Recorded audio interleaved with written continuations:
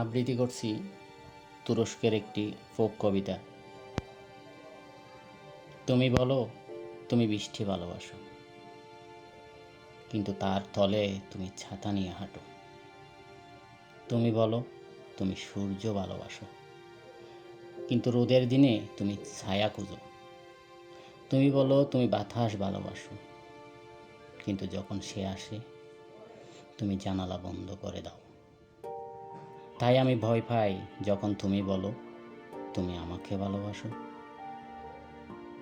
You said it, you love rain, but you open your umbrella when it rains.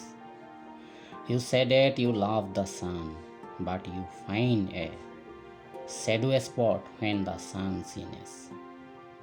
You said it, you love the wind, but you close your windows when the wind blows. This is why I am afraid. You said it, you love me too. ধন্যবাদ।